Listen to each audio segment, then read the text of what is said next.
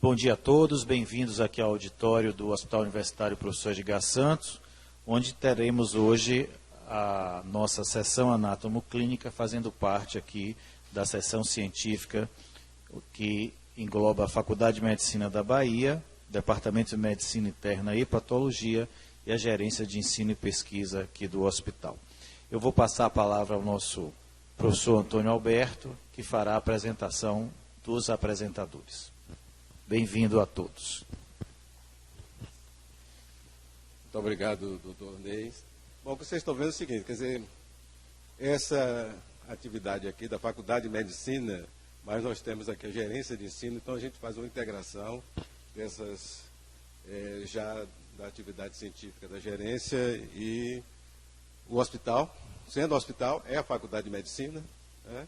Deixa assim brevemente colocar aqui para vocês esse retorno da sessão anatomoclínica.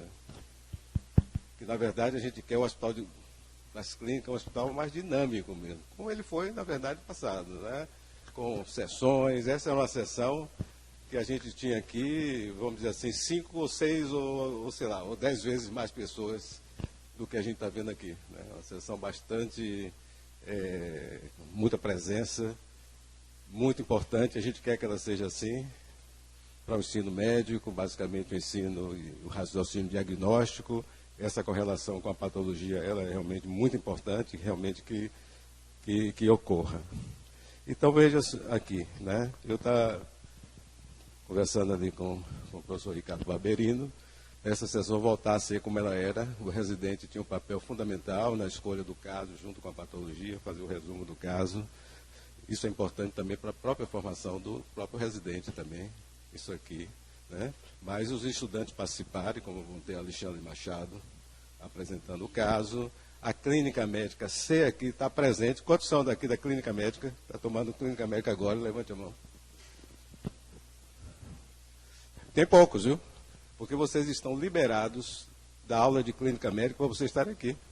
Era para estar toda, né? São vários estudantes da clínica médica. Muito pouco, viu? Vou me queixar a coordenadora. Não, elas têm que ser estudantes agora de clínica médica da agora.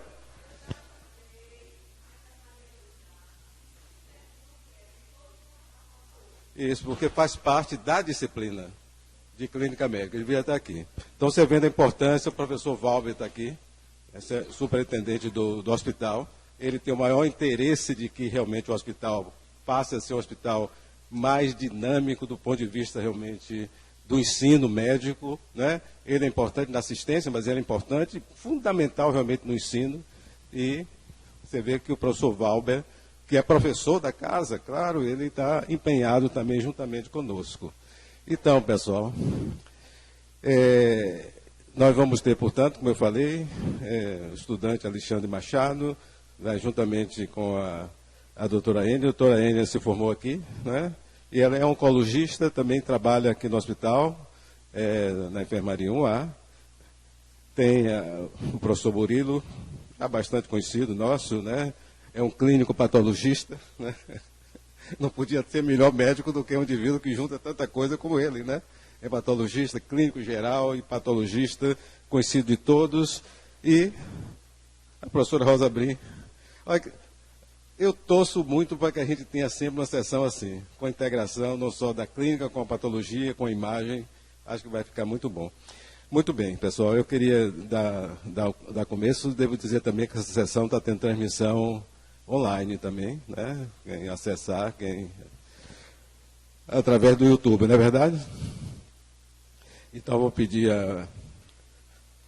ao estudante Alexandre e à doutora Enia para dar início à discussão clínica, e a professora Rosa Brim vai estar a postos também, por favor. Bom dia a todos. Alexandre vai começar apresentando o caso.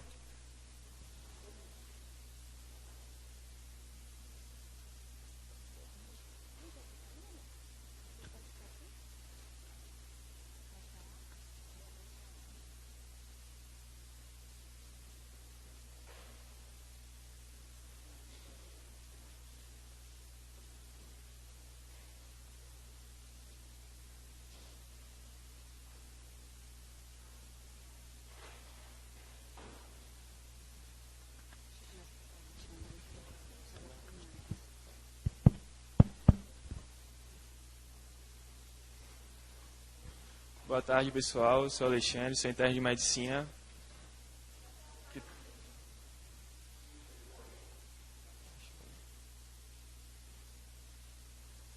Pronto. Boa tarde, gente. Sou Alexandre, sou interno de medicina que está rodando lá na UA. E hoje a gente vai apresentar o caso da paciente e como é que vai ser estruturada a nossa apresentação, né? Primeiro a gente vai dar o contexto inicial, que foi a internação pela oftalmologia mesmo. Depois a gente vai ver que teve uma interconsulta com a oncologia e aí prosseguir o caso. Depois a gente vai ter a investigação diagnóstica com exames de imagem, com a participação da doutora Rosa Brim. E por último a gente vai ter o retorno ambulatorial da paciente com desfecho que a doutora Eni vai falar mais sobre. Pronto, é uma paciente RSS, sexo feminino, 59 anos, natural e procedente de Muritiba, solteira, 2 filhos e candomblessista. Na queixa principal que ela chegou à consulta foi dor em olho esquerdo desde março de 2023. A HDA, a paciente estava previamente rígida, referiu que no início do mês de março passou a cursar com dor de forte intensidade em olho esquerdo, associada a baixa acuidade visual. Na avaliação oftalmológica e a ultrassom da ocular, né, do 14 de março de 2023, foi visualizado que o olho esquerdo possuía um espaço interno com a presença de descolamento de retina, estendendo-se entre os meridianos, das 8 às 6 horas, atingindo mácula e adjacente à lesão nodular sólida, elevada, heterogênea, hipoecoica em região inferior, com escavação papilar de difícil delimitação. Aí a suspeita diagnóstica desse caso foi um descolamento de retina e tumoração de coróide.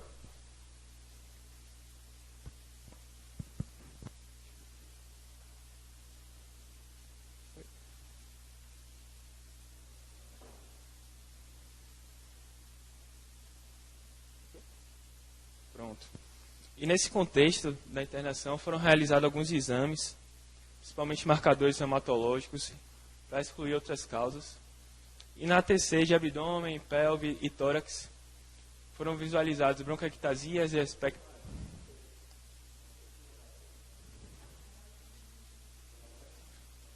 Foram exames externos, por isso que a gente não tem a imagem. São outros exames de imagem que a gente vai apresentar depois, que esse foi o contexto inicial. Bronquiectasias de aspecto varicoso associada à impactação mucoide, localizadas no segmento posterior do lobo superior do pulmão direito. E essas bronquiectasias coalescem e formam imagem de aspecto nodular, de aspecto subpleural e compatível com a alteração fibrocicatricial e residual. Acentuadas áreas de efematosas distribuídas pelos pulmões, pequenas linfonodomegalias no mediastino, na região pré-carinal, paratraqueal à direita, infracarinal, além do hilo pulmonar direito, calcificações vasculares e alterações degenerativas ósseas. E nesse primeiro momento, não teve uma abordagem, sem abordagem diagnóstica, né? Ela foi encaminhada para o hospital Irmã Dulce, para avaliação com oncologia, e retornou para a oftalmologia do UPS no dia 23 de 5 de 2023, com perda de peso, dor severa, sem enxergar no olho esquerdo, sem outras queixas, internada para uma abordagem oftalmológica com inoculação do olho esquerdo. E nesse período foi quando foi realizada a primeira interconsulta com a oncologia. Pronto. Agora já internada pela oncologia, a paciente, para a gente fazer um resumo do quadro dela até aqui. A gente teve que a paciente tem um quadro de cefaleia, de dor de forte intensidade em olho esquerdo, diminuição da acuidade visual no mesmo olho em março de 2023. Buscou atendimento externo, onde foram realizados esses exames, onde foram visualizadas alterações oculares sendo encaminhado ao ambulatório de oftalmologia desse serviço. Foi então constatada a presença de tumoração em coroide e solicitados exames de imagem, que levantou-se a suspeita principal para essa tumoração neoplásica metastática. Foram solicitados exames de imagem para a pesquisa de um tumor primário. Pronto, no IS, nós temos que ela perdeu cerca de 8 quilos no período, tosse seca há mais de um mês, aumento de nodulação da mama, há 3 semanas, dor em região de face à direita há 1 mês. De antecedentes relevantes que nós temos, ela era portadora de hipertensão, nega alergias, hemotransfusões, laqueadora há cerca de 25 anos, usava losartana, 50 mg de 12 em 12, hidroclorotiazida, 25 mg por dia. Relata histórico de câncer de colo uterino em mãe e irmã. Era tabagista desde os 15 anos, com a carga tabágica de 44 maços ano. Ex-etilista abstêmica há cerca de 4 anos e, além disso, era sedentária. Ao exame físico, o paciente estava lúcida, orientada, eupneica em ambiente, normocorada, olho esquerdo com elevada hiperemia intensa e edema palpebral discreto. Mama esquerda tinha um nódulo palpável em região de quadrantes superiores, em região da união dos quadrantes superiores, de 1,5 centímetros, móvel, não aderido, axila sem linfonodomegalias, murmúrio vesicular bem distribuído, sem ruídos adventícios, bolhas rítmicas normofonéticas. A força estava preservada nos membros nesse momento e sem alterações nos pares cranianos. O abdômen plano, ruídos aéreos presentes, normotimpânico, indolor palpação, sem visceromegalias e tinha um edema de uma cruz em 4 nos membros inferiores. Aos exames de imagem externos, sem evidência de um tumor primário, e devido à piora do quadro álgico, a paciente foi internada e submetida à enucleação de olho esquerdo. Realizou novos exames de imagem, sendo então constatado nódulo mamário BIRADS 4 em ultrassom de mama e nódulo pulmonar, mais conglomerado linfonodal em TC de crânio, tórax e abdômen total. Além disso, ela realizou o anátomo patológico da peça do globo ocular esquerdo, nódulo periauricular direito com resultado de neoplasia maligna, sendo necessária imunocitoquímica independente. E a impressão da oncologia foi que se tratava-se de uma neoplasia maligna metastática para coroide de sítio primário indefinido ainda. Aí agora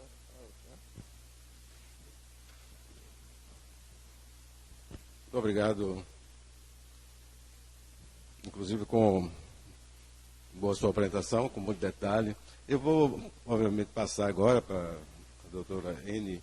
Aí eu vou colocar assim, só uma questão, Eni, que você pode comentar durante sua apresentação, que eu vi que a paciente foi encaminhada a um outro hospital para avaliação oncológica. Aí você vai colocar por que foi necessário essa paciente fazer a avaliação oncológica, já que essa paciente estava sendo vista aqui no hospital? Porque nós não temos oncologia? Será que é alguma coisa que está faltando aqui no hospital ter oncologia? Depois você me explique o que seria essa avaliação oncológica que a gente não fez aqui no hospital, fiz fora, que ele foi encaminhado para a irmã Dulce. Mas fica à vontade, você vai discutir o caso, mas eu vou deixar isso, pode ser discutido até no final, quem sabe. Bom, falar rapidamente. Eu sou oncologista, fui formada aqui na Federal e eu só fui ver oncologia depois que eu me formei na minha residência de oncologia clínica. Então, hoje, já 21 anos de formada, professora lá da UNEB, na disciplina de oncologia, a gente tem uma carência muito grande de disciplinas e a oncologia em hospitais gerais, em hospitais universitários. Então, estou tentando contextualizar, professor, o porquê da sua pergunta, né? A gente tem um serviço de oncologia agora estruturado há mais ou menos 1 ano e meio, quase 2, na nossa enfermaria agora, que está na 1A, e já com o ambulatório funcionando, mas estamos engateando ainda na oncologia aqui no UPS, no Hospital Universitário, e também como EBSER.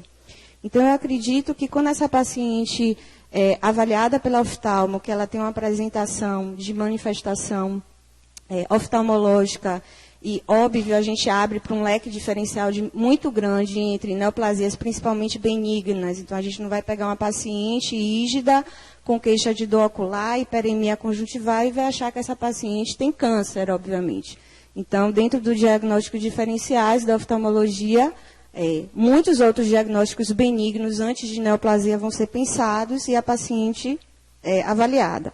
E na avaliação, então, foi vista uma tumoração, um nódulo sólido, associado a esse contexto de hiperemia e líquido, descolamento de retina, e mesmo diante de um tumor sólido, ainda um diagnóstico diferencial entre patologias benignas e malignas. E aí o papel do diagnóstico patológico da patologia é muito importante, porque uma clínica e um achado de imagem pode ser sugestiva de um tumor sólido, mas não necessariamente isso representar câncer, isso representar uma doença inflamatória, uma doença granulomatosa, um tumor benigno, até a gente chegar no câncer.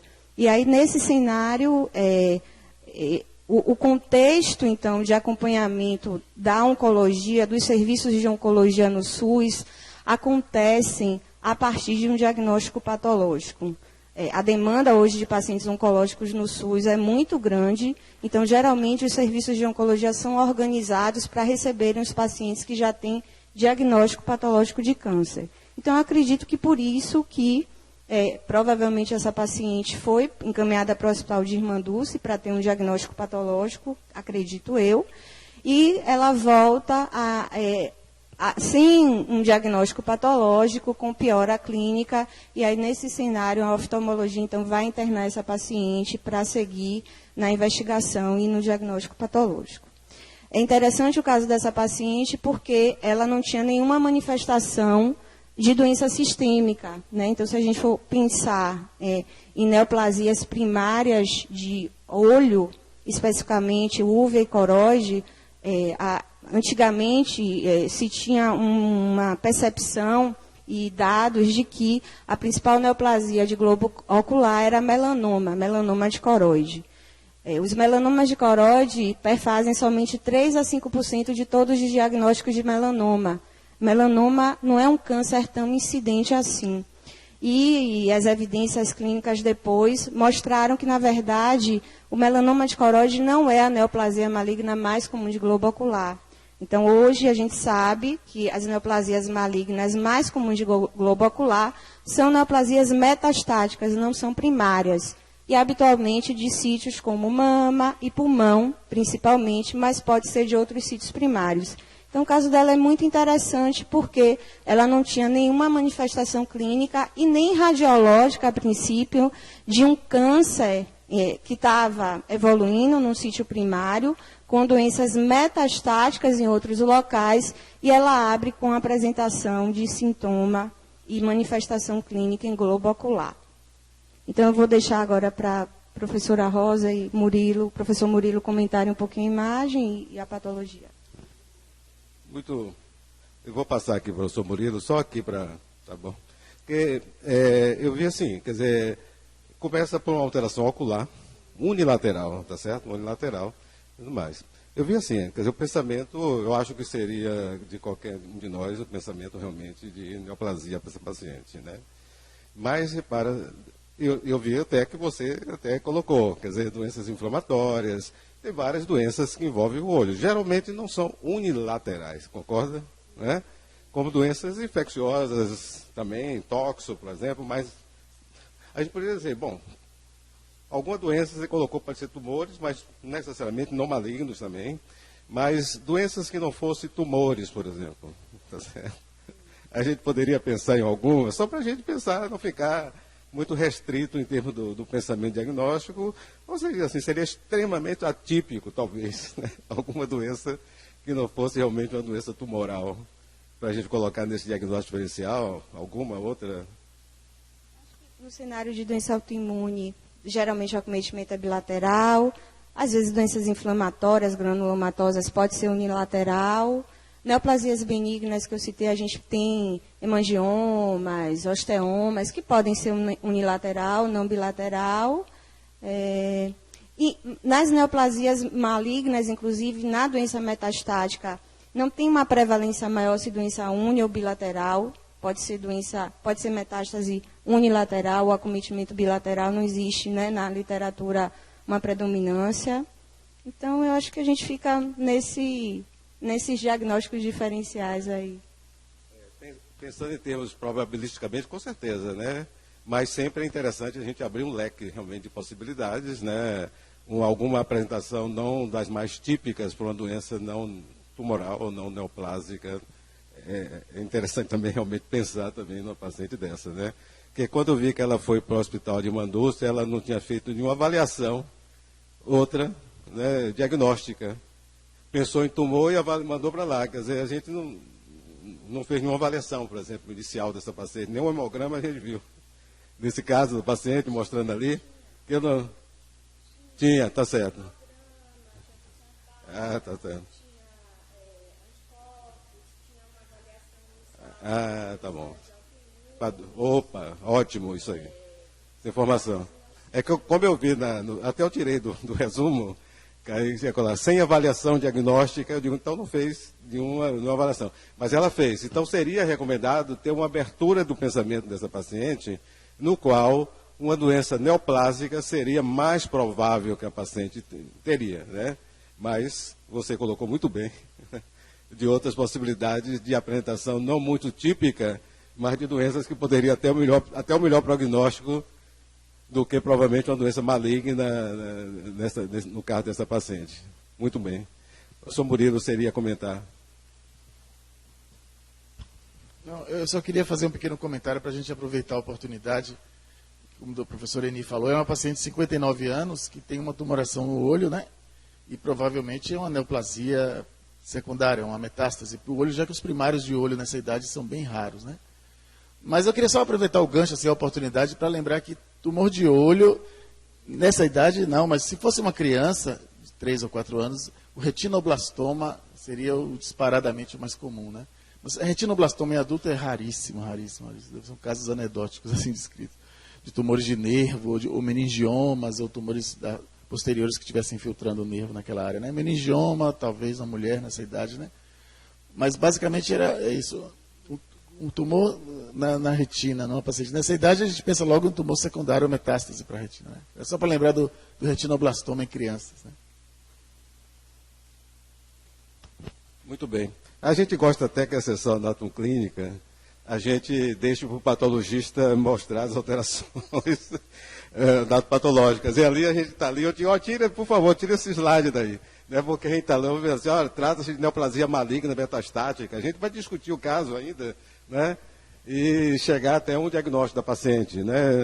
É sempre interessante a gente deixar o patologista, se bem que o patologista agora não é mais o último, né, porque a gente continua discutindo, mas é sempre interessante a gente deixar as conclusões da patologia mais para o final. Estou muito contente de ter radiologista aqui também, discutindo aqui. Então, vou passar para a professora Rosa Brim. É uma alegria muito grande a gente poder fazer parte disso, até porque eu, como filha dessa casa, né, fui estudante aqui, tenho estado aqui, né, formando alguns também estudantes. Né, uma coisa que eu queria chamar a atenção, que é interessante, eu coloquei, justamente pensando nessa coisa da gente discutir primeiro o caso e deixar a patologia por último, em colocar o que foi colocado do papel do ultrassom, né, que não foi feito aqui no nosso hospital, mais uma... eu estou tentando... Aí, botou fora da ordem... Aí. O papel do ultrassom.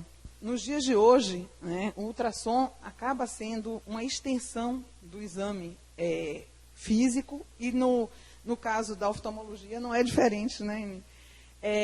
Por que isso? Porque o ultrassom tem a possibilidade de representar as diversas estruturas anatômicas. Eu costumo dizer que a radiologia é a anatomia macroscópica do vivo. Então, você precisa tirar o olho para poder o patologista ver. O ultrassonografista, o radiologista, consegue fazer essa análise morfológica. E nesse caso foi exatamente o que aconteceu. Ela foi enviada para outro serviço, foi feito essa comparação. Então, aqui é só para a gente ter um parâmetro do que é o normal. Então, você vê que as estruturas anatômicas, desde o nervo óptico até as estruturas vítreas, né, a gente consegue ver com muita precisão. Então, o que se espera numa situação como a dessa paciente, em que foi identificado uma formação expansiva, e como estava descrito, né, eu busquei, não é essa, a imagem não é da paciente, é apenas para poder a gente ter essa correlação. O que se espera ver é justamente isso, uma formação com o que a gente chama de ecotextura de partes moles, né? Porque não é exatamente como líquido e não é exatamente como cristalino, por exemplo, é uma coisa intermediária e que tem um aspecto de vegetação. Então, isso aí fala da possibilidade de uma formação expansiva. E como foi já discutido aqui, é o mais comum, né, quando a gente tem um carcinoma metastático, os sítios mais comuns são a mama, o pulmão, né, e, no caso do homem, que não é a nossa paciente, você coloca de volta lá para mim, por favor.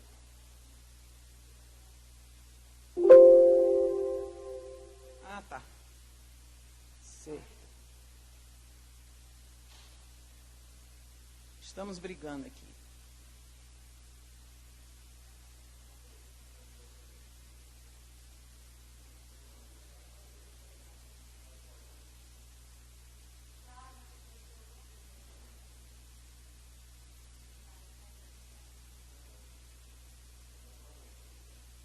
Isso, bota para apresentação. Habilitar a edição para ver se...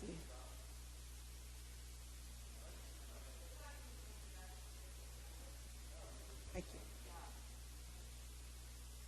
Isso. Tranquilo.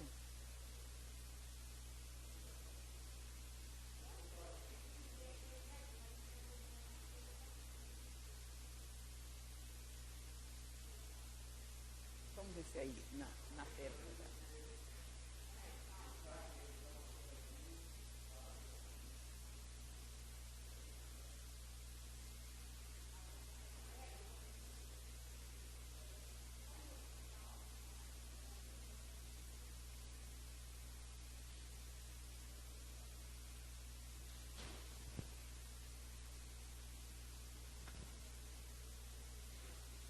Mas a utilização, um outro aspecto interessante desse caso é que foi feita uma primeira investigação, né, buscando um sítio primário, né, uma vez que o exame de ultrassom já tinha identificado que tinha uma formação expansiva neoplásica, e a primeira investigação do tórax, abdômen, quer dizer, a varredura, não fechou como sendo uma neoplasia. Posteriormente, ela evoluiu, né, e os exames que a gente vai trazer aqui já são desse retorno dela, que tem um aspecto completamente diferente, que não dá para a gente comparar com o que foi dito anteriormente, porque eu não tive acesso às imagens da primeira avaliação. Mas a descrição é completamente diferente, né? Isso, pode ser isso, joia. Então, a gente teve aquela coisa de colocar o ultrassom só porque foi feito o ultrassom, foi descrito como sendo uma lesão primária que determinaria a busca por um sítio primário, e foram feitos os exames de imagem, mas os exames de imagem não foram capazes de caracterizar um sítio primário. Então, quando essa paciente volta, que são as imagens que a gente tem dela aqui, ela já apresenta uma alteração, né, bem maior, e aí, mais uma vez, a coisa da comparação com a anatomia, você vê que tem diversas camadas e a gente percebe que existe uma diferente densidade entre os dois globos oculares nessa paciente, que quando a gente muda a janela, que é uma outra coisa interessante da tomografia em relação ao ultrassom, a tomografia, além de medir densidades e não texturas, ela ainda é capaz de mudar janelas. Então, a gente vê com muito mais caracterização o globo ocular normal e o patológico. Vejam que tinha também um espessamento aqui na porção periférica, né, e uma densidade heterogênea nessa porção posterior. Com relação ao tórax, o que era descrito anteriormente, né, como sendo apenas preenchimento dos brônquios, a gente vê como sendo realmente uma imagem nodular espiculada nesse exame da gente aqui. E com áreas de mais hipertransparentes, né, ou hipodensas, que correspondem a enfisema. ela era uma grande fumante, né? Então, esses dois dados de uma lesão completamente especulada, como essa que a gente está vendo aqui, com extensão, inclusive, para a superfície pleural, associada a sinais de enfisema, né? E aqui a gente tem a janela para parênquima pulmonar e a janela para mediastino, onde a gente vê os grandes vasos e uma grande massa linfonodal que se estende em toda, né? Então a janela para o parênquima pulmonar, como a gente colocou anteriormente, e chama a atenção também, para fazer, né, tornar ainda mais difícil, outros nódulos que já tinham sido descritos no exame físico da mama e que tinha sido feito a investigação aqui como nódulo BIRADS 4, né, a gente também identifica na tomografia. Por isso eu não trouxe a mamografia, porque já tem a identificação do nódulo aqui. E o BIRADS 4 caracteriza a necessidade de uma investigação, ainda mais numa paciente que está em busca de um sítio primário, né? Então, eu acho que não tem dificuldade nenhuma aqui de perceber a existência dos linfonodos e dos nódulos pulmonares. Então, vejam que é uma massa linfonodal mesmo, né? E essa aqui é a reconstrução, porque essa é uma outra vantagem da tomografia. Além da gente poder medir diferentes densidades e injetar o contraste para fazer a distinção entre o que é estrutura vascular e o que é estrutura com densidade de partes moles como linfonodo, a gente ainda pode fazer reconstruções. E aqui está uma reconstrução coronal, onde a gente vê, né, aquela massa hilar, né, comprometendo a árvore brônquica, e aquela lesão parenquimatosa que a gente tinha descrito se estendendo, se conectando com essa massa hilar, né, e formando conglomerado de linfonodos. Então, eu acho que, do ponto de vista de imagem, se a gente tiver que apostar num sítio, é realmente o pulmão. Embora tenham nódulos na mama, né, a característica morfológica dos nódulos, do acometimento pulmonar, que a gente tem acesso às imagens, é completamente diferente do que foi descrito nos laudos inicialmente. Excelente. Vocês três, muito bons. Viu? Agora, eu gostei muito aqui, fiz aqui um positivo, como você realmente colocou a ultrassonografia como sendo a anatomia do vivo, uma coisa assim que você colocou, de uma forma geral.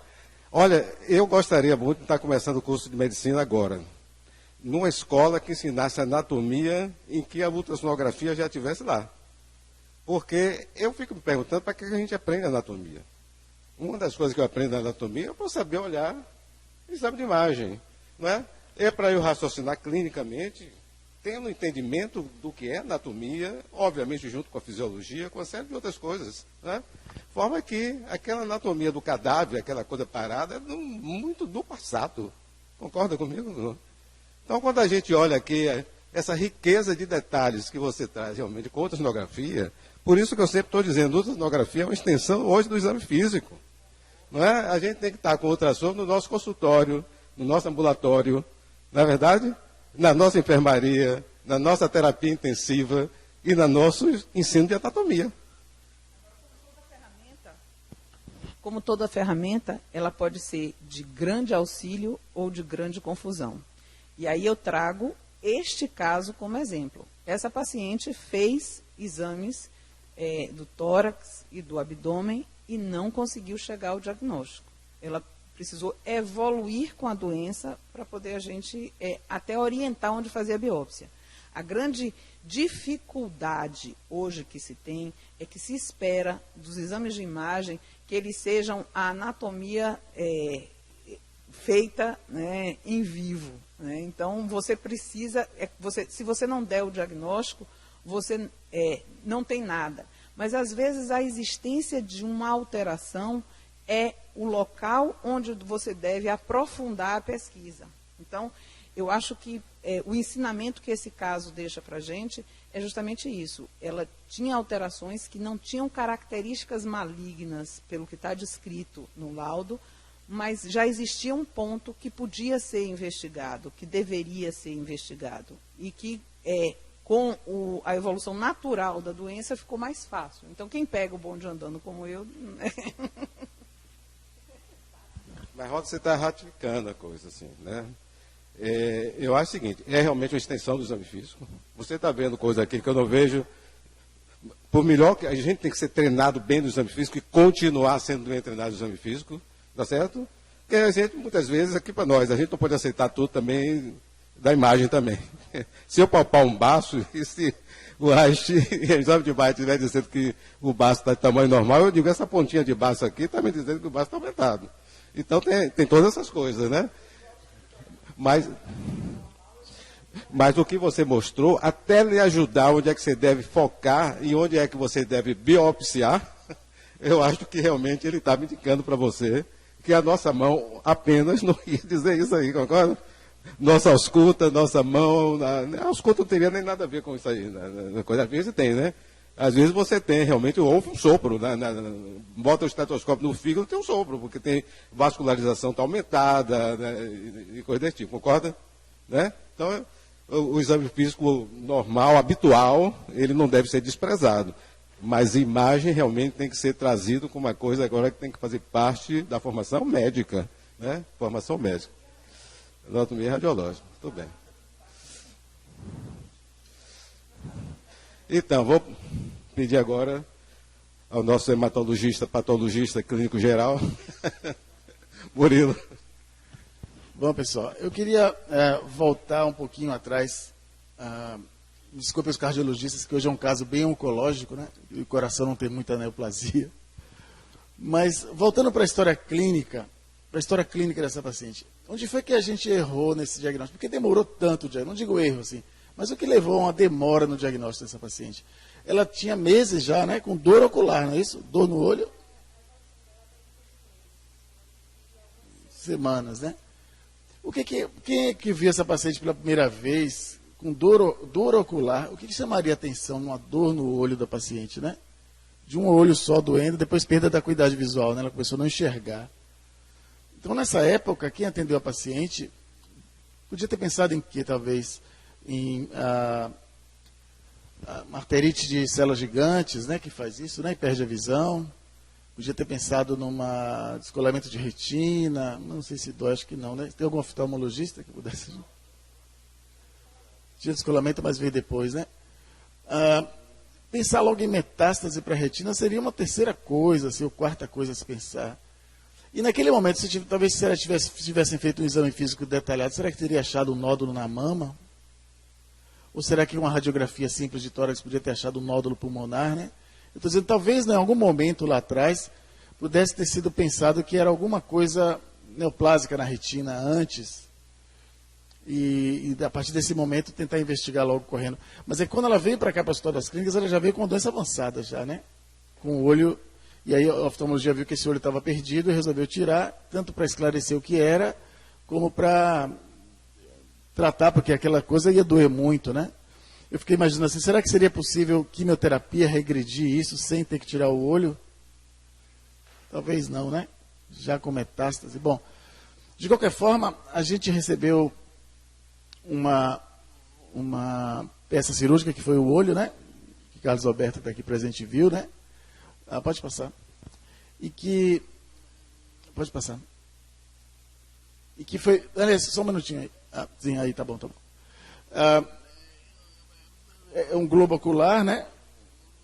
Esquerdo, mais linfonodos pré-auriculares do lado direito, né? Do outro lado também. Aqui perto do ouvido. E esse globo ocular, ele estava com uma lesão dentro do globo ocular, uma lesão grande, né? A presença de retina completamente descolada e uma massa de coloração branco-acinzentada, fibroelástica, ocupando a coroide, e media 20 por 12 milímetros, que é 2 por 1,2 centímetros. Era uma lesão grande que estava dentro do olho da paciente. Benigno, era um pouco provável que fosse uma lesão benigna. Isso clinicamente estava muito difícil que tivesse uma toxoplasmose ou alguma doença benigna que desse uma lesão vegetante. Como a gente sabe que retinoblastoma nessa idade não deve ser, né? E tem um linfonodo também, né? De 1.2 por 0,6 por 0,4. Então, a patologia, ela chegou até o ponto de dizer assim, bom, é uma neoplasia maligna, dá para dizer que ela é maligna, né? Tanto no globo ocular como no linfonodo periauricular. E esses aspectos sugeriam bastante um carcinoma. Eu vou mostrar as imagens para a gente ver. Será que apagando fica um pouco melhor?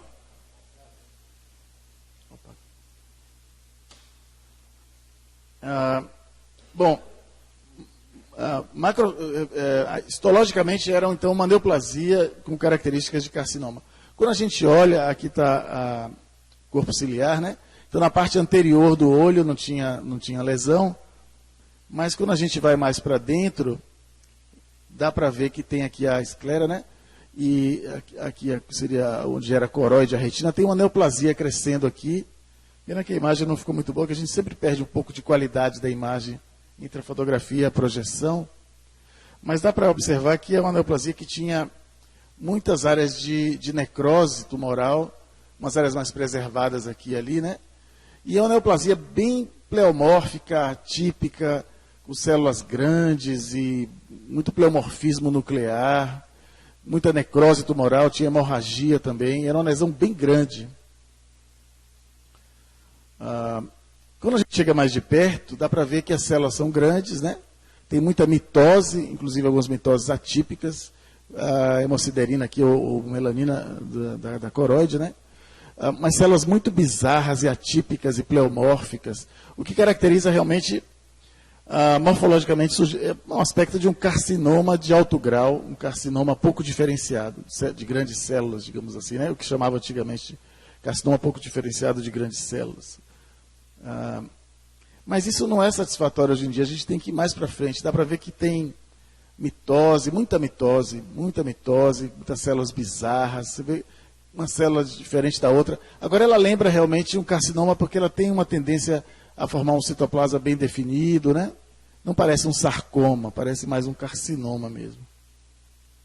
E você vê que ela tem esse aspecto de formar maciços, né? Grandes grupos, elas vão se ligando uma com a outra, que é uma característica de epitélio, tem áreas de hemorragia, necrose, um vaso aqui, e uma neoplasia bem atípica, bem pleomórfica.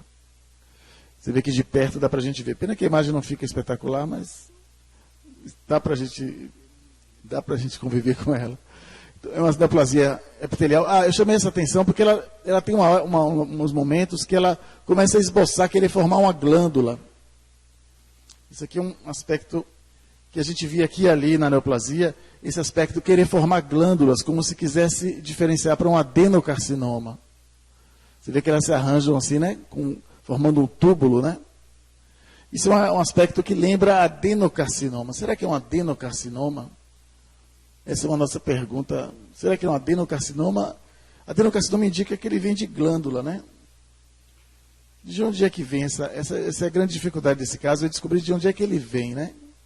Aqui dá para a gente ver a foto do linfonodo, aqui tem a cápsula do linfonodo, e dá para ver que tem as mesmas células no linfonodo, né? Aqui eu sei o subcapsulado do linfonodo, então dá para ver que estão chegando células malignas aqui no linfonodo, isso lá do lado direito, né? Então, imagine como deve estar disseminado essa neoplasia.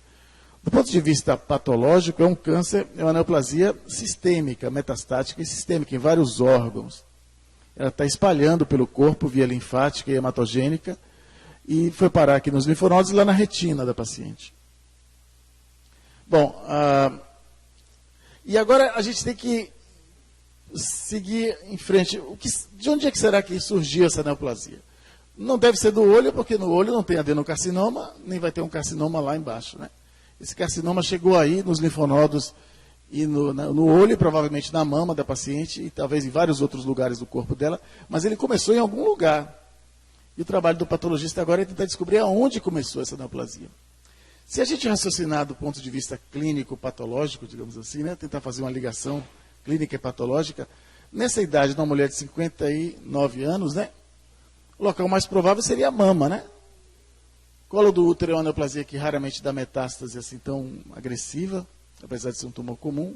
Colo do útero normalmente cresce local, infiltra a bexiga, reto, por ali, né? Raramente daria metástases tão bizarras. É possível, mas colo do útero é menos provável. E ela não tem queixas ginecológicas, né? E nem tinha queixas mamárias também, né? De dor na mama ou nódulo palpável. Será que ele começou na mama? Mama pode fazer isso, ele pode dar metástase e ser descoberto como o tumor oculto da mama. A gente vê vários casos disso, né? Metástase óssea, metástase pulmonar, metástase cerebral, metástase pleural. Já tive casos de um paciente que tinha derrame pleural e quando foi investigar era um câncer de mama. E a mama era pequenininho, tão pequenininho que ninguém detectava. Então será que é mama esse tumor? Ou será que ele vem do pulmão, como a radiologia sugere, né? A radiologia eu acho que puxa mais para ser um tumor primário de pulmão. Mas qual dos dois? Ele é mama ou é pulmão?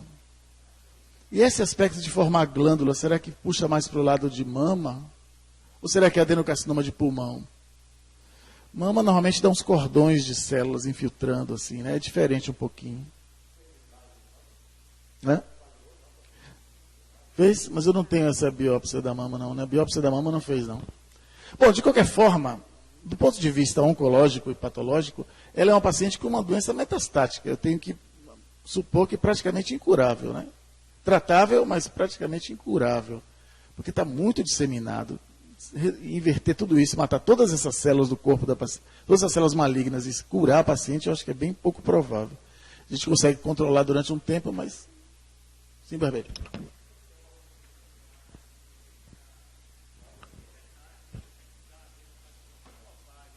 Sim, ovário, né?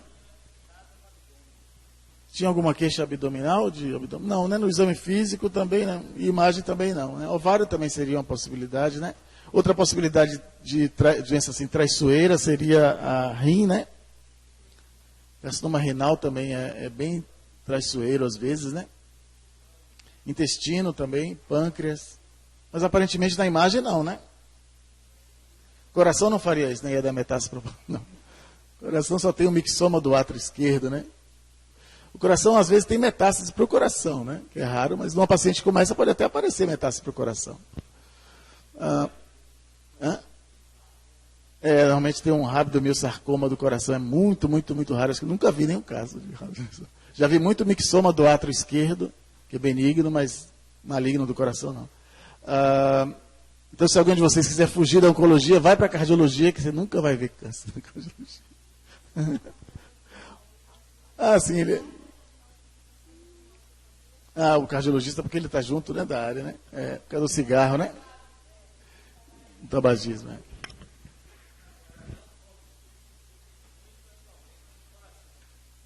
Sim, como complicação.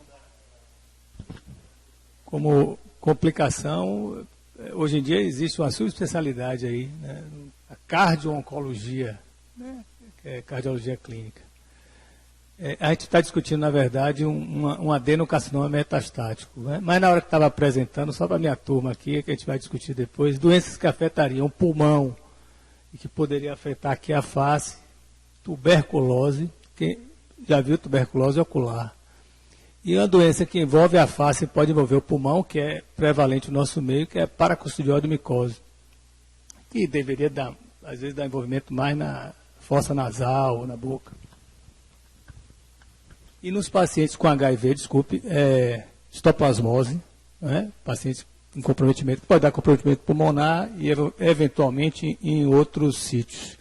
Quando havia, professor, a sessão no passado aqui, nós já tivemos um paciente aqui que chegava aqui com diagnóstico de tuberculose, até com suspeito de tumor, e o paciente tinha histoplasmose, tinha AIDS e tinha o histoplasma capsulato, né?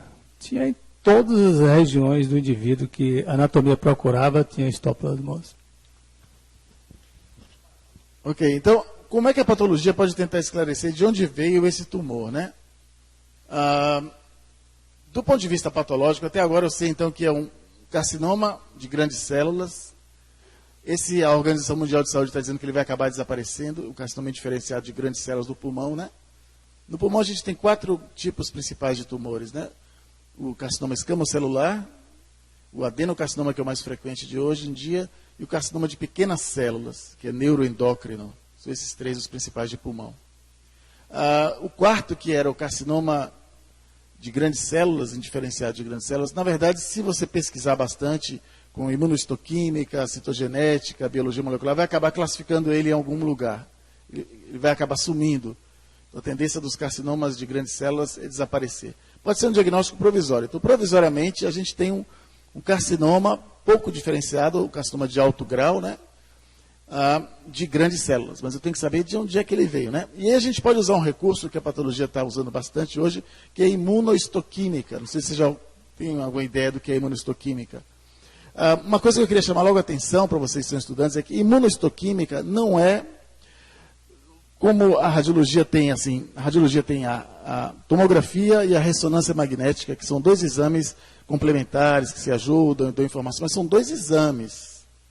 A patologia clássica, que é essa que a gente está vendo aqui, e a imunohistoquímica não é assim. A imunohistoquímica, não é, porque muitos colegas pedem assim, eu quero fazer imunohistoquímica, como se fosse um outro exame, uma outra coisa para dar o diagnóstico. Não é. A imunohistoquímica, ela ajuda o patologista a esclarecer o que é, mas tem que ter a patologia clássica antes. Não adianta pegar só a imunohistoquímica e tentar pescar o diagnóstico pela imunohistoquímica, porque não vai dar lugar nenhum. Tem que ter primeiro o aspecto morfológico, e aí eu peço os marcadores que eu quero, e eles confirmam ou não. Então, a imunohistoquímica, como está dizendo, é uma coloração especial, feita com reação imunológica, para esclarecer o que é.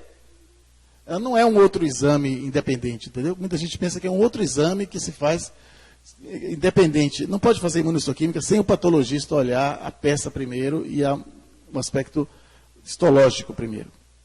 Então, a gente pode usar esse artefato, que é imunohistoquímica, para tentar esclarecer. A imunohistoquímica é a seguinte, você pega um anticorpo, grosseiramente, resumidamente, você tem um anticorpo específico contra uma proteína ou um marcador de superfície, uma coisa específica da célula neoplásica que eu tenho, e esse anticorpo tem uma marcação marrom, assim, tem uma coloração que você olha no microscópio e vê ele marcado, ele fica marrom positivo quando a imunohistoquímica é positiva. Pode botar a projeção?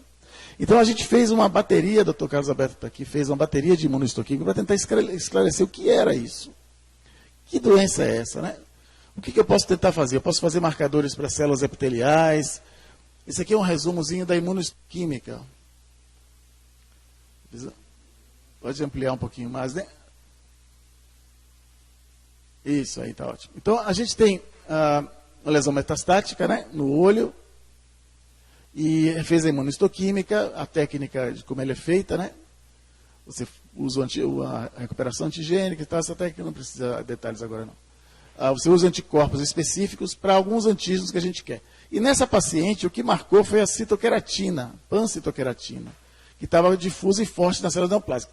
Então, se marcou com ceratina, eu sei que não é um sarcoma, porque sarcoma não marca com citoqueratina. Então, isso é um carcinoma, ela tem queratina.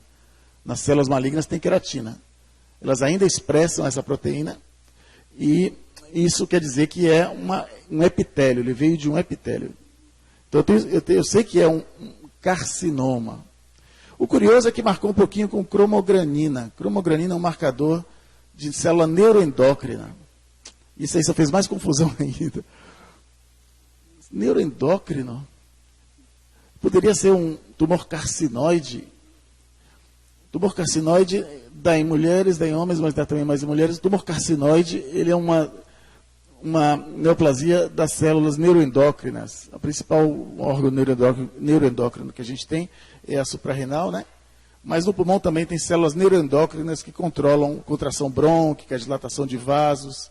São pequenos grupinhos de células que ficam ali escondidas, que elas fazem os brônquios abrirem e fecharem, secretam histamina, bradicinina, uma série de substâncias neuroendócrinas.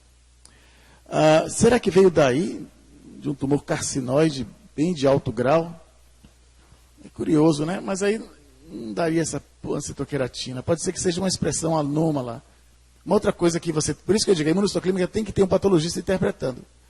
Porque a neoplasia maligna não é comportada. Ela pode expressar um antígeno estranho, porque ela quis expressar, pronto, ela teve mutação lá e expressou um antígeno estranho, que não era comum daquele grupo dela.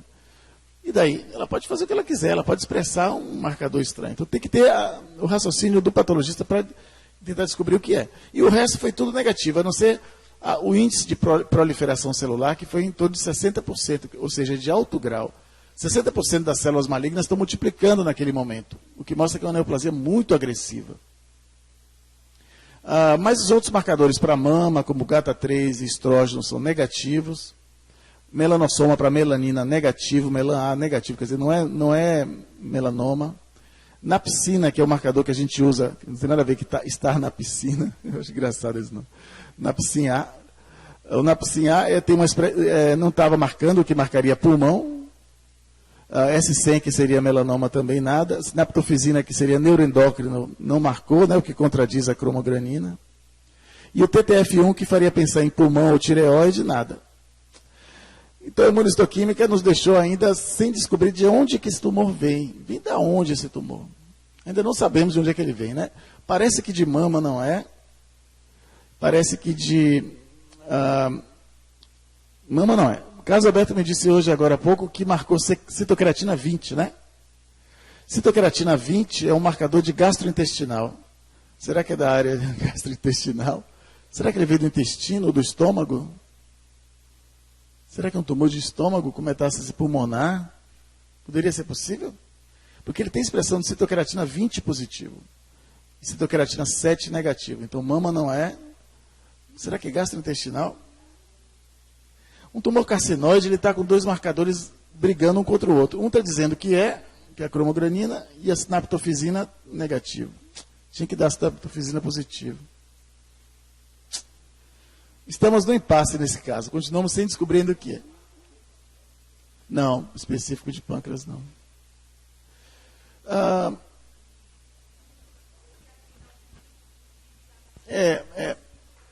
Isso. O próximo passo que falta fazer agora, nos hospitais que têm recursos, é fazer biologia molecular. Para a gente procurar que mutações esse tumor tem, e aí vai ser possível descobrir de onde é que ele vem, sugerir mais de onde é que ele vem, né? Os tipos de mutações que ele tem do Carrais, ou CEMIC, ou outras mutações, outros genes. Que genes mutantes ele tem, poderia ajudar um pouco na detecção de onde é que ele vem.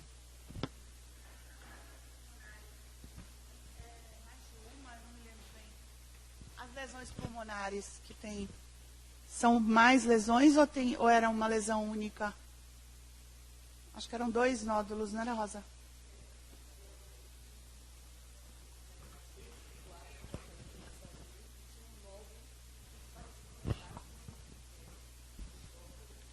Do próprio primário. Isso. A interpretação que eu tive, né, posterior é que aquela lesão que eu mostrei seria o tumor primário e as outras que a gente tinha aspecto nodular já eram metástases dentro do próprio pulmão. Né, e era tanto para um lado quanto para o outro, né, quando ele vai para o mediastino. Sim, até uma biópsia transparietal, porque era bem periférica. E os linfonodos tem uma... A questão toda é que, muito provavelmente, mesmo que tenha um tumor primário, você pode ter as mesmas características e ficar indefinido. Outra característica neoplásica também, a neoplasia não é comportadinha e boazinha. Pode ser que a tumor primário tenha um tipo de expressão imunistoquímica e a metástase outra. A metástase vai sofrendo mutações, ela nem sempre expressa exatamente o que tem no tumor primário. Agora, uma pergunta que eu gostaria de fazer para a oncologia é: se a gente tem uma paciente como essa, com uma neoplasia metastática, praticamente incurável, vale a pena continuar investigando ou é melhor tratar de uma maneira geral, sem pesquisar onde é que está o primário? É só curiosidade acadêmica ou tem algum benefício, assim, direto? Quer continuar o caso e aí eu respondo, Murilo? Pode. Bom, então, a senhora pode voltar àquele slide anterior, o primeiro. Essa paciente, então, o oncologista, como é que o oncologista pensa, né? O oncologista adulto, para diagnóstico de tumores sólidos, hoje a gente tem que se valer muito da epidemiologia do câncer. E aí, quando a gente fala de epidemiologia, a gente insere aí a gente, então, correlacionar aspectos clínicos de imagem e os achados patológicos. E aí eu quero até me redimir um pouquinho com o professor Antônio, porque assim, quando a gente fala, a oncologia fala, a paciente foi sem investigação diagnóstica, é porque para a oncologia é imprescindível o diagnóstico patológico. Então a gente não tem como atestar um diagnóstico de câncer por sinais e sintomas ou manifestações clínicas e de imagens, porque a gente tem hoje, dentro de um diagnóstico de câncer, por exemplo, diferentes linhagens de células que podem ter dado origem a esse câncer. Então, quando a gente fala de um nódulo sólido, um tumor sólido, a gente tem que pensar que alguma célula de alguma linhagem de tecido foi mutada. Então, a gente pode ter células de origem epitelial, células de origem mesenquimal, células de origem de tecido hematopoético, melanócitos. Então, não tem como a gente ter dedo de patologia, por mais que a gente tenha muita acurácia na sintomatologia, no exame clínico, nos exames de imagem, a gente não prescinde de um diagnóstico patológico. Então, essa paciente, por exemplo, ela poderia ter abordado a lesão metastática, ter feito uma punção e a gente ter um diagnóstico, por exemplo, quando essa paciente começou a apresentação dos sintomas dela em março. Tem diferença biópsia de lesão primária ou de doença metastática? Geralmente não. O oncologista quer apenas que a gente acesse alguma lesão suspeita e que esse material vá para a patologia olhar e dizer para a gente mais ou menos o que é aquela alteração. Que neoplasia vai estar ali, que célula que foi mutada, porque isso, além de corroborar e fechar um diagnóstico de câncer, a gente ainda vai estabelecer os tratamentos a partir dessas definições de que tipo de câncer de que linhagem, e não só isso, a gente vai definir prognósticos também de doença. Então, é muita coisa em oncologia, e a gente, se tivesse de falar de tudo, no final, o Murilo falou um pouquinho de medicina de precisão. Então, a gente, além do diagnóstico patológico tradicional, da microscopia, da imunistoquímica, a gente ainda tem a avaliação genômica hoje desses tumores, que a avaliação genômica nada mais é do que a gente ver que mutações no DNA daquelas células do tumor ocorreram para que as vias de carcinogênese fossem ativadas e aí o câncer aparecesse. Isso também é importante, porque hoje, não no SUS, infelizmente, mas no sistema privado, a gente tem drogas específicas para determinadas mutações e a gente tem formas, então, de tratar diferentemente os pacientes. Então, quando essa paciente voltou para a gente já com um diagnóstico patológico inicial, a gente apenas sabia que ela tinha uma neoplasia maligna de origem epitelial, era um carcinoma. E aí, obviamente, como estabelecer qual é o sítio primário, já que ela tinha lesões em mama, ela tinha lesões em pulmão. E aí a gente vai tentar buscar nos fatores de riscos dessa paciente e, voltando ao exame clínico dessa paciente, inferir quais os possíveis primários ou o mais provável. Então, essa paciente tinha um fator de risco importante para câncer de pulmão. Ela era uma paciente que tinha uma carga tabágica de mais de 35 maços ano. Então, 90% dos cânceres de pulmão hoje no mundo estão relacionados ao tabagismo, mas ela também tinha uma idade acima de 50 anos, que é o principal fator de risco para câncer de mama. Então, a gente fica nesse meio de caminho. Então, o que é que fez a gente pensar melhor para a gente considerar que, na verdade, ela podia ter um carcinoma primário de pulmão? É que o exame da mama dela chamava atenção um nódulo, mas não era aquele nódulo que tinha uma característica de nódulo mamário e que a gente tinha envolvimento axilar, de linfonodos, e logo depois, além desse nódulo na mama em subcutâneo, que depois a gente inferiu que provavelmente esse nódulo era em tecido celular subcutâneo, embora a gente tivesse alguma coisa de imagem que parecia ser de tecido mamário, ela apareceu com outros nódulos subcutâneos em outros locais do corpo, e que isso é a doença metastática também do câncer. Lembrar que câncer é uma doença celular que, na medida em que hematogenicamente essas células vão disseminando para o corpo todo, podem parar em qualquer lugar e começar a crescer, e aí vêm as metástases. Então, a gente assumiu que essa paciente tinha um câncer de pulmão, e começou quimioterapia, era uma doença rapidamente progressiva, então a gente sabe que câncer de pulmão é uma doença de alta letalidade.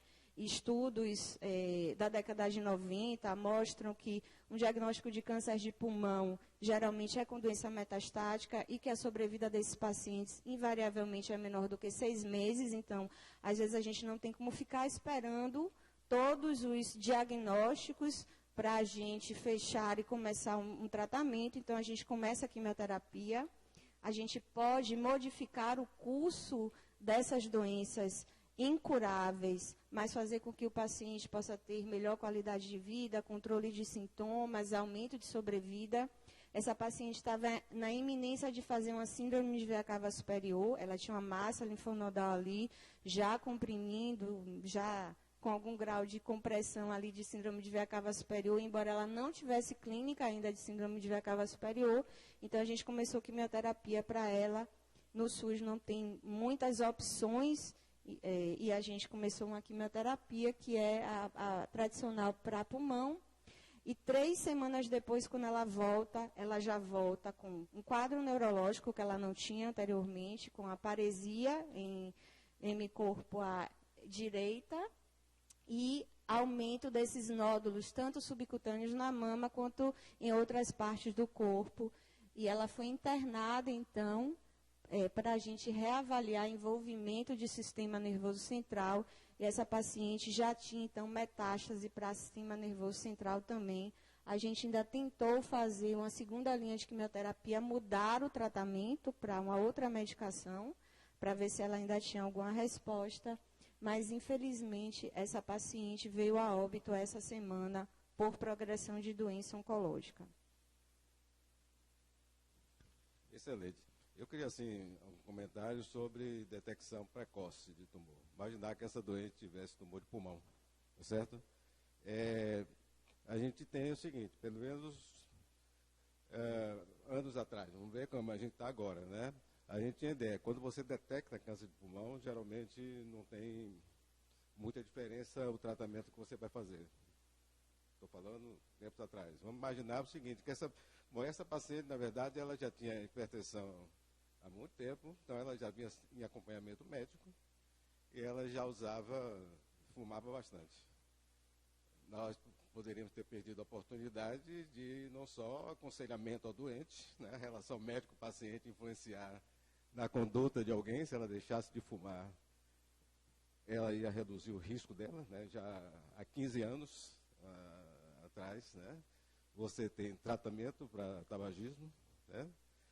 A outra coisa que eu pergunto é o seguinte, porque com os métodos radiológicos com maior capacidade de visualização, por exemplo, de algumas alterações pulmonares, né, que a gente não tinha antes, né, alguns trabalhos, por exemplo, no New England, mostrando a detecção precoce de câncer de pulmão né, mostrando até que a gente tem algum benefício em detecção precoce hoje do que o que tinha. A questão é o seguinte, a gente ia fazer detecção precoce para que grupo de pessoas, tá certo? Quer dizer, para a população geral, jamais. Mas talvez para uma doente que tem que fuma bastante quem acompanha essa paciente hipertensa tenta aconselhá-la a parar de fumar, ela não para de fumar. Talvez um grupo de pessoas poderia realmente ter algum benefício. Aí eu estou colocando para você e para a Rosa também. Nessa questão realmente, como a imagem hoje tem contribuído para a detecção mais precoce de câncer de pulmão, e se isso traz algum benefício, por exemplo, em termos prognóstico para o paciente, pela detecção precoce e pelo tratamento precoce do paciente. Para vocês, dois comentários. Então, rastreamento de câncer é hoje uma das coisas que a gente mais discute em oncologia.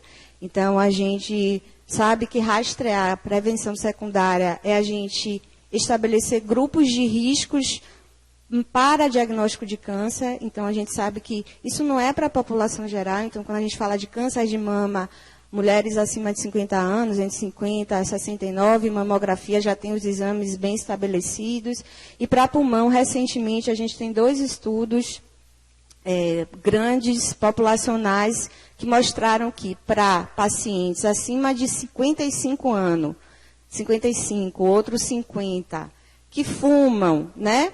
Que tem uma carga tabágica de mais de 20 maços ano, que pararam de fumar há menos de 15 anos, mas que tinham essa carga tabágica elevada, fazer tomografia de tórax de baixa dose é efetivo em diagnosticar câncer de pulmão em estágio inicial. Porque a grande questão do câncer é o diagnóstico precoce, é o diagnóstico no estadiamento inicial. Isso é muito, às vezes, discutido com a saúde coletiva, né, que acha que os estudos, eles são estudos, às vezes, que não têm um poder, que quando vai fazer análise de custo-efetividade, que não existe no nosso país, e que a gente tem um sistema de saúde que não tem recursos para tudo isso. Eu costumo dizer, inclusive, lá na enfermaria, que quando a gente dá um diagnóstico de um câncer avançado, né, onde a paciente vai ter uma expectativa, às vezes, de sobrevida de 3, 6 meses, tratamento oncológico, internamento, UTI, isso custa muito mais caro, e não é um só custo financeiro, isso é um custo social, isso é um custo individual, né, de sofrimento do paciente também. Então, a gente não tem essa política instituída no Brasil ainda de tomografia de baixa dose para esse grupo de populações acima de 50 anos, com carga tabágica de mais de 20 maços anos, que continuam fumando ou que pararam de fumar há menos de 15 anos. Isso mudou a realidade da epidemiologia do câncer de pulmão, porque a gente começa a diagnosticar câncer em estágio 1, 2, onde os pacientes não têm sintomas, e é nesse momento que a gente quer diagnosticar para curar os pacientes. Então, não sei se a professora Rosa quer acrescentar aí alguma coisa. De qualquer sorte, o diagnóstico é sempre, em nosso meio, além dessas questões que você colocou, tem um outro problema que é a doença granulomatosa, né, que é a presença de você ter nódulos que vão fazer aumentar os falsos positivos. Então, os detratores da tomografia da baixa dose ainda colocam essa questão de que numa população como a nossa, que está exposta à tuberculose de forma endêmica, isso teria uma sensibilidade ainda menor. E que os estudos são feitos em populações outras e que essa relação custo-efetividade perde essa força. Eu continuo achando que a melhor estratégia, principalmente num país como o nosso, é a educação. Você pegar, por exemplo, uma mulher como essa, de 59 anos, que era seguramente uma influenciadora na sua comunidade, porque ela era uma mãe de santo, né? E colocar de que até mesmo os santos têm dificuldade de proteger quando a gente não faz a nossa parte. Fumar faz mal. Então, essa eu acho que é a grande mensagem que a gente pode dar para essa, né, dessa vivência de não ter podido fazer quase nada por essa paciente.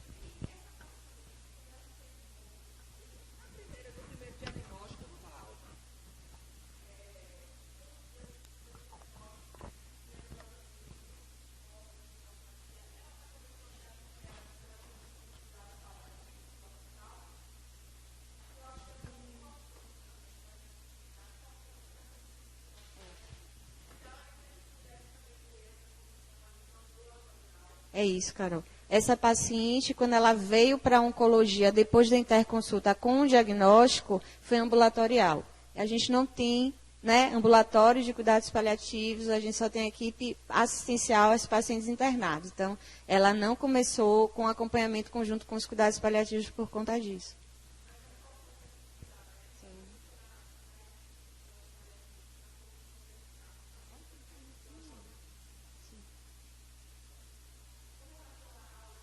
Será que não dá para você descer um pouco, não?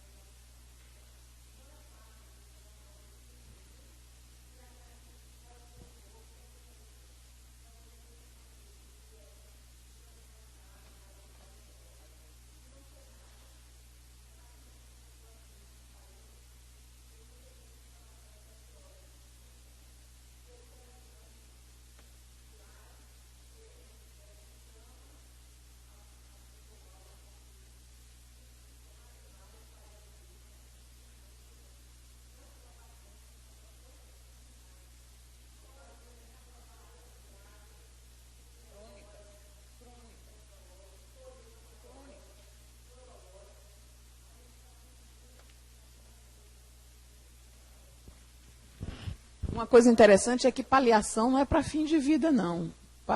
Paliação é para doenças crônicas. E isso tem um impacto não só no indivíduo, como na comunidade que o cerca, nos cuidados de uma forma geral.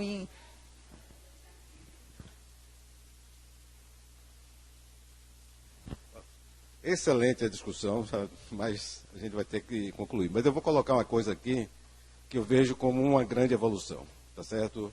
Os métodos radiológicos evoluíram, são melhores para a detecção, mas uma grande evolução foi realmente na redução do hábito de fumar. A gente fala aqui dessa sessão anatomoclínica que enchia, mas sabe de uma coisa que é diferente? Tinha gente fumando aqui. Então, repara, quer dizer, inclusive professores, inclusive os estudantes, fumando. Hoje, raramente eu vejo um estudante fumando. Essa é uma evolução muito grande mesmo aqui. Forma que, tão importante quanto os métodos radiológicos, foi a política de saúde pública do Brasil voltada realmente para a redução de hábito de fumar. Então, isso que nós estamos vendo, se foi câncer de pulmão, a gente via muito mais no passado, né? Inclusive aumentando, terminou aumentando as mulheres devem estar alertadas também de que elas não vão atrás dos homens e começam também a fumar, né? Que as mulheres fumavam muito menos. Depois começaram a fumar de modo similar aos homens. Não façam isso, ninguém deve fumar. Um comentário super rápido para não estender. Uma das etapas mais importantes que eu acho desse caso clínico é a etapa inicial. Né? A gente trouxe o caso para discutir o caso em si, mas se a gente pensar que até chegar a um oncologista, ao especialista, e a investigação específica, ele foi visto por um médico. E assim, o mecanismo de instalação de uma doença, você vê que importância tem a história clínica, né? Dá sinais, essa paciente dá sinais de que alguma coisa grave estava acontecendo, porque em 2 semanas ela tinha uma evolução, né, atingindo um órgão importante, e parecia realmente ser alguma coisa mais, ou seja, a gente já podia mesmo pensar, partir para alguma coisa que potencialmente seria grave, né? Então, enfim, como é que se começou devagar e foi progredindo, foi alguma coisa que parecia que tal, né? Se foi brusca, a dor chegou bruscamente. Então, tudo isso ajuda muito a gente a tomar a melhor decisão e encurtar o caminho do diagnóstico dessa paciente, que eu acho que isso é o mais importante, né? Ok, pessoal. Desculpa eu ter terminado da forma tão brusca aqui.